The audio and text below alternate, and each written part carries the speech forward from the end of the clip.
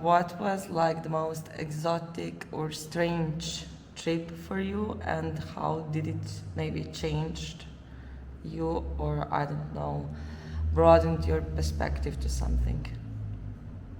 I think the most exotic was definitely Morocco, which is the only place I visited outside of Europe. And it wasn't connected to projects and these kind of things. It was just, trip, holidays, and during winter, when there's not a lot of people, because I don't like crowded places. I'm not sure if it broadened my perspective on things, because I was already a little bit into the topic of, I kind of knew what to expect. It was, even wilder than what I expected, but still I kind of thought about it, but I had to experience it. Some small things like if you would go to, because one of the most frequently visited places is Marrakesh, because it's well connected with the airport, and then you usually go to this old town, Medina, but then if you go a little bit outside, you realize that people are just living their normal lives, but most of the tourists are not going outside of these old parts. And these old parts, they are as crazy as you would think of them, like with these drugged snakes, monkeys running around them. I also wanted to, sleep in cheap hostels just to see how it is. It's like €4 or something. And then you go there, you try to see which room you're getting, and then they say that they can't find your booking because somebody stole the computer. But it's fine, they have a room. Or like if you want to, you get a pillow and you want a pillowcase, and they just say, yeah, we don't have it, but it's a new pillow, it's fine. These kind of crazy things. And the food, of course, is cheap and super nice. And also they have a lot of cats all around. In the restaurants, like going onto the table, trying to do whatever, which I didn't mind, but some people did.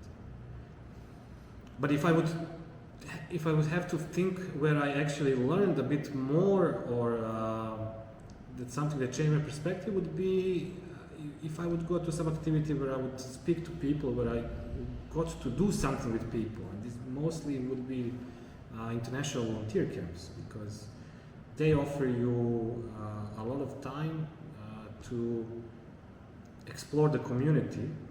And it doesn't have to be anything exotic. It can be Montenegro, it can be Croatia. But you get to work on something with the local community, and this is where you discover things. So, you need some kind of structure in this discovery. But, yeah, if I would advise, if you like to go to the seaside, fine, but if you're just going to seaside for 10 days, just going to the water and drinking in the evening, you can do this wherever you want. Okay, thank you. What would you say about your local community, about Sremskih Karlovci? You've been living here for your whole life, after all. Since my great-grandfather. I don't know, do you want some topic, or should I just go randomly?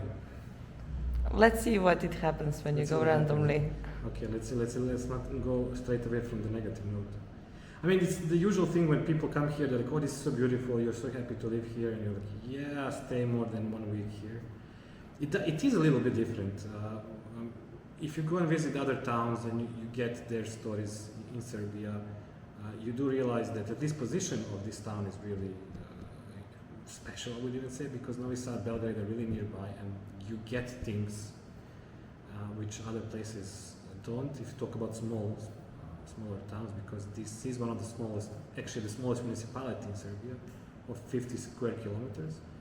But a lot of people depend on Novi Sad for their school or life, so on. I would say that the potential this town has, we are not using even 10% of it, and that this could be one of the richest towns where people, that not just the town, but the people should be not just financially rich, and then we can talk about the spiritually rich and so on, which we're trying to brag about it. This is the center of Serbian culture and history. Because of this tourism aspect, people could live off really well, but this doesn't really happen, and you can see it on all levels. If you talk about young people, a lot of them just go to Novi Sad, stay there. Those who can't, they don't have a lot of offers. What is offered at Eco Center Radolovački and through the Skok program is not enough. It is nice, but it's definitely not enough. There are no public spaces, no cultural center, there's no youth club, and the programs that are happening randomly. We rarely have any strategic documents. This is something that we have been working on quite a lot on different topics, and they are either not adopted or it's just a paper and nobody actually implements it. And yeah, lately, I mean, even the housing situation is getting out of hand because the prices are getting up, like we are living in Novi Sad, and a lot of people are transforming their apartments into renting it by the day. So we're slowly gentrifying the whole town, and then people can't rent things. So I mean, yeah, the struggle is coming to Sremskih Karlovcev, or has been here all the time. So yeah, we need to do something to change it, because otherwise the population is declining in the town. There's nice nature. There's Daniel, there's Fruška Gora, so that's what I'm saying. The potential is there. We have the resources. We have the tools. We just need the will to do it. We spoke already a lot about young people. How about older people in Sremskih Karlovci, in Serbia? What is their situation? Well, the interesting thing in Karlovci is that just a couple of houses down the road from the youth center, there is a senior center. Sometimes it seems that they're having more fun than we do. They have a bar, because here we don't serve alcohol in Eco Center. But they do have a bar which is cheap. It's the same prices as Vladimir. They have their own space where they organize parties, games, and similar things. So they do have some kind of life here in Sremskih Karlovci. I mean, for the whole Serbia, I would maybe speak from some impressions. The situation for elderly people is they're in a really tough spot. The money for their retirement that they're getting is not enough. A lot of it was getting cut from the government, or that they are in a situation where they are needed to be controlled, so that they are watching one or two channels, TV channels, and they don't do anything else. And there is not a lot of these activities, intergenerational activities, where you would have something together with young people, or that they are included in other aspects of the society. There is now, because the situation in Serbia is tough with when it comes to voting on the elections. A lot of people don't want to vote, and then the elderly people are regular on those votings. But then some people are like, they should be banned from voting because they're too old, they're easily manipulated, and how easy it is to take somebody's rights away because you think you're the one, instead of maybe getting extra effort to speak to them, to do something with them, to see why they're doing what they're doing, and so on and so forth. What would you say it would be the top priority in the field of youth in Serbia? There are strategies already kind of highlighting some things. I was always advocating for youth spaces because it turns out that if you don't have the space, it gets really hard. It gets easier when you have a space. But space enough is not what the space alone is not enough. And then we were always discussing should these spaces, do they have some kind of budget? Who pays the operating costs? Who works in the space? Is it just young people? Is there a youth worker? Or is there somebody who works with young people, the teachers, somebody from the sports? Is this space independent in a way? Who makes the decisions in the space? Is it influenced by the politics at the moment? Because some of the spaces are. And this is something that there is this process in Serbia to start setting up these spaces, and we are part of this process to also kind of monitor that this doesn't happen, that the bad things don't happen, but also that they're not just public spaces, but that support is given to the spaces run by the NGOs, so you have a little bit of both. So one thing are the spaces. We were always saying that, every young person should have a youth worker, fine, but maybe it's not that necessary, but that every young person has some kind of safe space, whether it's physical, whether it's a person in the end. Now it's a youth worker or somebody from some other field, but that they do have somebody that they can ask for help or for some information or to guide them further. I'm not going to talk about money because there's never enough money, but I also have seen young people doing a lot with little to no money, so that doesn't have to be something. But for those who are professionally working on it, it would be a lot easier if, I wouldn't have to do a lot of projects to work with young people in the field, that I could focus mainly on that. So so some people of confidence and some safe physical spaces. If you would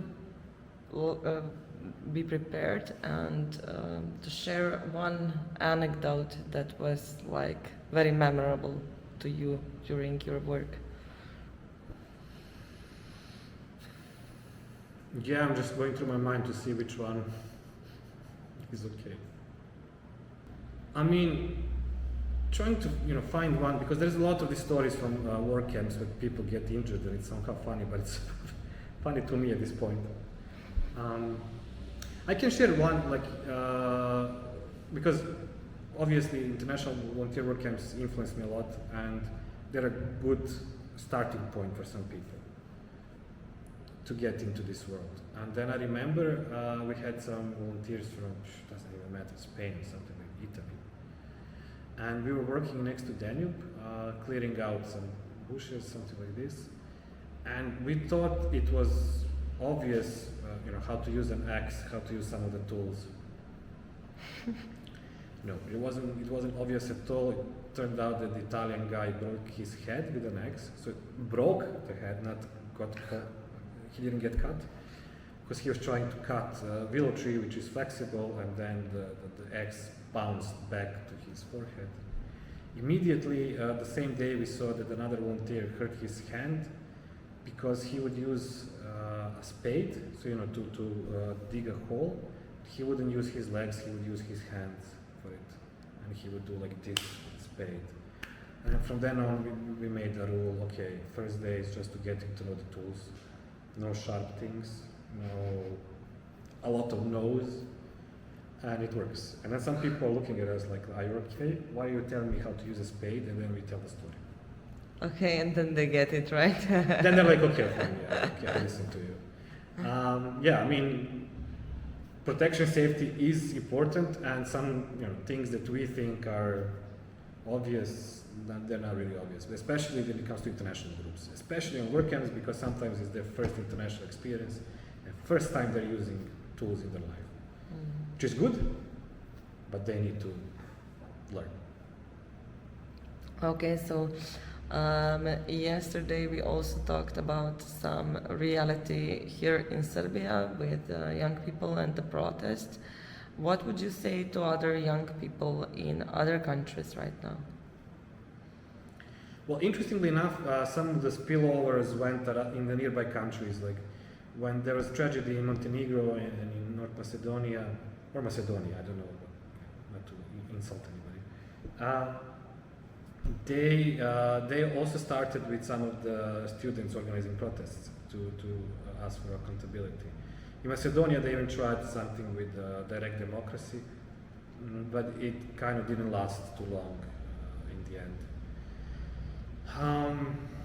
I mean, it's easy for me to say what I'm about to say, but it can get a bit harder, but I see that it can work.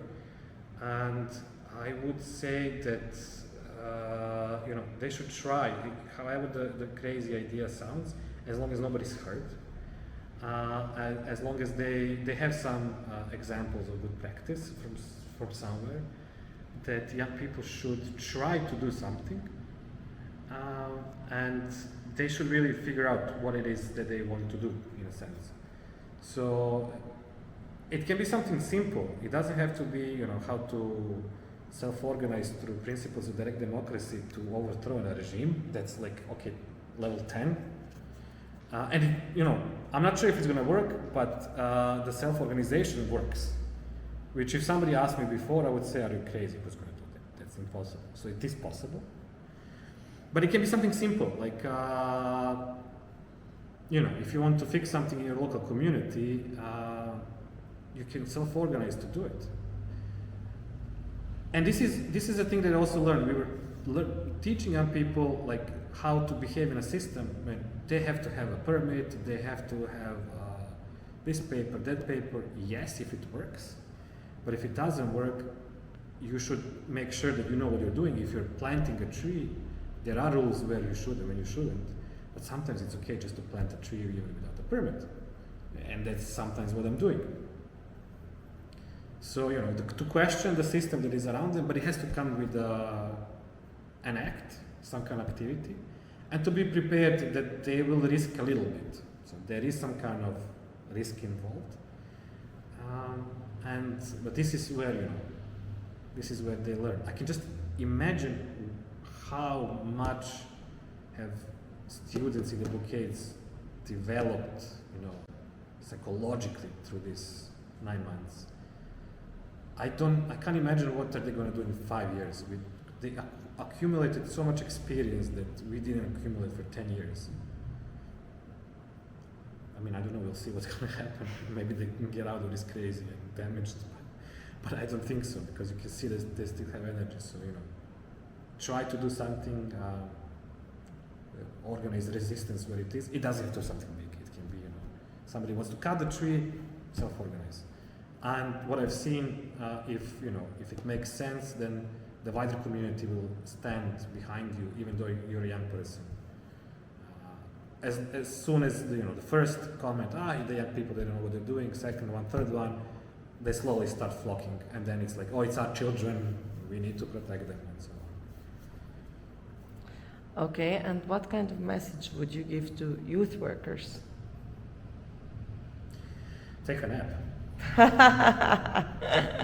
Have a cat. Yeah. I mean, I don't know. For me, it was always like, am I doing what I'm supposed to be doing? Am I really helping people, or am I just doing projects? Try to balance out what is the necessity and how to actually earn the money to do so. And what worked for me is first I try to find the money, and then with the rest and do the boring things, and then the rest of my time to do what is necessary, which is outside of the project. So I don't have to think if this is allowed, is not allowed, to have space to respond to the needs of young people. Try to figure out what the young people want to do, and then either do it with them, or just provide space for them to do it on their own, and you're just there to help them out. Okay. Basically, that's it. Nothing. It sounds simple, but it's really hard to do. Okay, thank you. And now, since we have an unexpected guest, I think we need to show Mitika.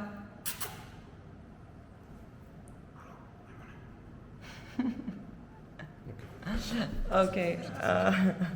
So can you tell us who this is? It's a youth worker par excellence. She came to Eco Center Lovački 5.5 years ago. She doesn't want to get away, so basically we are at her home.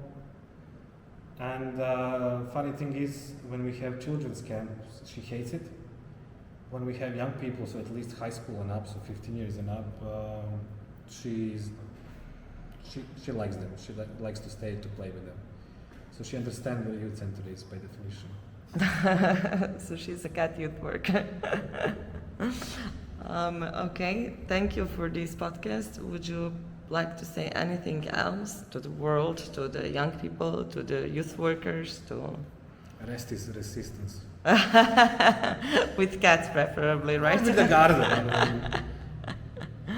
Okay, thank you, Buđa. Welcome.